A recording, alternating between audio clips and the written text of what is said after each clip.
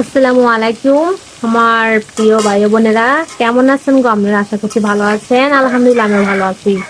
তো দেখেন সকাল সকাল উঠে হয়েছে আজকে ডিম বুনা করব। এই জন্য দেখেন সুন্দর করে ডিম গুলিকে ভাজে নিতে আসি। তো সকাল সকাল মনে করেন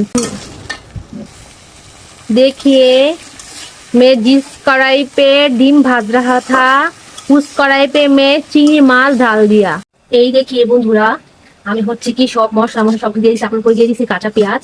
দেখেন এই মশলাটা সুন্দর করে আমি কষাই নেব। দেখেন কত সুন্দর একটা কালার আসছে, দেখছেন? মাশাআল্লাহ কিতনি সুন্দর লাগ रही है ना।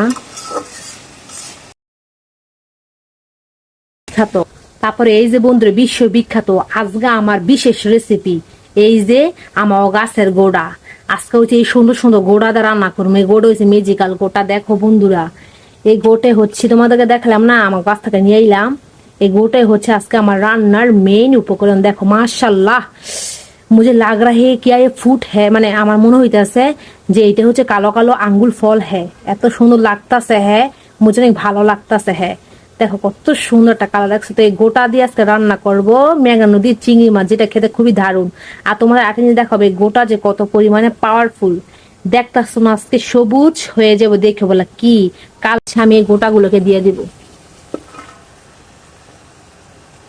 এই দেখো বন্ধুরা গোটাগুলো দিয়ে দিচ্ছি।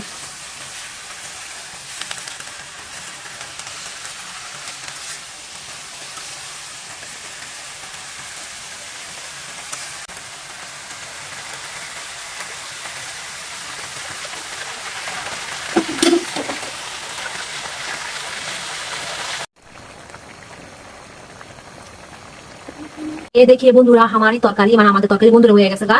গোটা দিয়ে রান্না করছি পুঁই শাকের গোটা দিয়া বা গাছের শেষ। এখন হচ্ছে আমি আলু আর পেঁয়াজ সুন্দরভাবে বেঁধে নিতেছি, কারণ এখন আমি তৈরি করব আমাদের পরিবারের সবার পছন্দ ডিম ভুনা।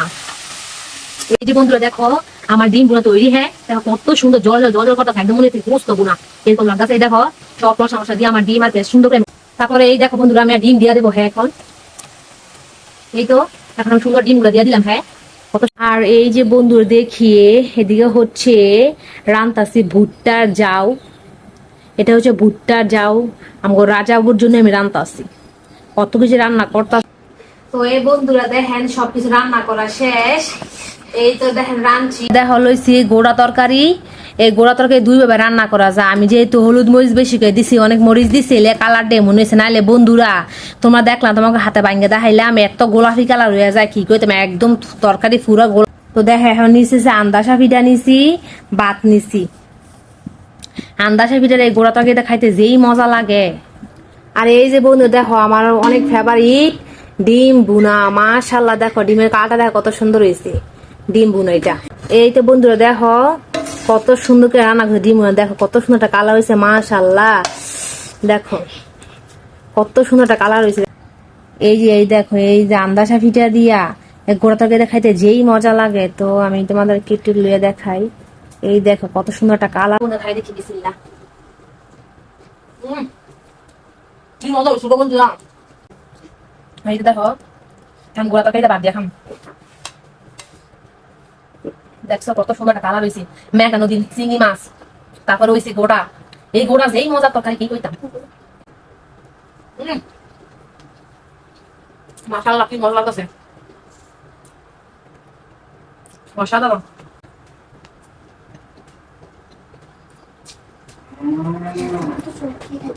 রাধা উড়া পেছে হয়েছে।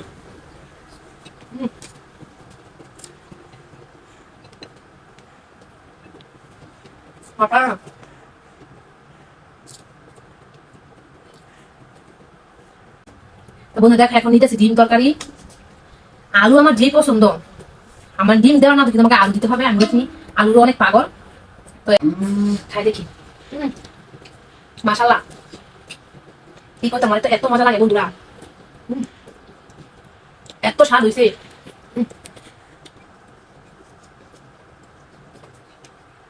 মাশাআল্লাহ খাইলে মজা বিরাট। আমি ডিম রাখা ডিমের ঝোল মতো মজা লাগে, ঝোল না হয় ডিম মতো মজা লাগে না। খাইলাম বন্ধুরা আলহামদুলিল্লাহ।